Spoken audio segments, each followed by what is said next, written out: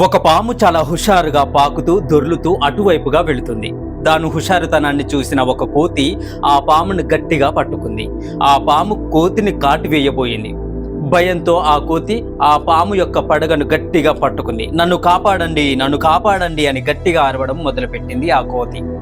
చుట్టుపక్కన ఉన్న మిగతా కోతులన్నీ ఇలా అనుకున్నాయి, ఇక ఈ పక్కడం కష్టం. కోతి పామును వదిలితే ఖచ్చితంగా ఆ పాము కోతిని కాటు వేస్తుంది. మనం ఆ కోతికి సహాయం చేయడం కోసం దగ్గరికి వెళితే మనం కూడా పాము కాటుకి బలి కావాల్సిందే. మనం దూరంగా ఉంటే మంచిదని ఆ కోతులు అక్కడ నుంచి వెళ్ళిపోయాయి. తన వాళ్ళంతా తనను రక్షిస్తారేమో అని ఎదురు చూసిన ఆ కోతికి నిరాశే ఎదురైంది. అలాగే పాముని గట్టిగా పట్టుకుని భయంతో కూర్చుంది కోతి. అటుపక్కగా ఒక ముని వెళుతూ కోతి యొక్క పరిస్థితిని అర్థం చేసుకొని కోతితో ఇలా అన్నాడు, నీ చేతిలోని పాము నువ్వు భయంతో గట్టిగా పట్టుకున్నప్పుడే ఊపిరాడక చచ్చింది. పాముని వదిలేస్తే నిన్ను కాటేస్తుందని భయపడి ఇబ్బంది పడుతున్నావా? ఆ పాముని వదిలేయి, అది ఎప్పుడో చచ్చింది అన్నాడు ముని. కోతి ఆ పాముని వదిలేసి ఒక్క గెంతులో చెట్టును ఎక్కేసింది.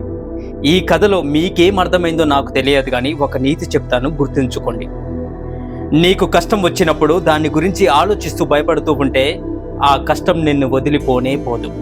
కష్టాన్ని దూరంగా విసిరికొట్టే పరిష్కారాన్ని వెతకాలి. అలాగే మనం ఇబ్బందుల్లో ఉంటే మన బంధువులు ఎవరు మనల్ని రక్షించడానికి, మన కష్టాలను తీర్చడానికి ముందుకు రారు. మన కష్టాలు వాళ్లకు ఎక్కడ అంటుకుంటాయో అని వాళ్ళు కూడా మనకు దూరంగానే వెళ్ళిపోతారు.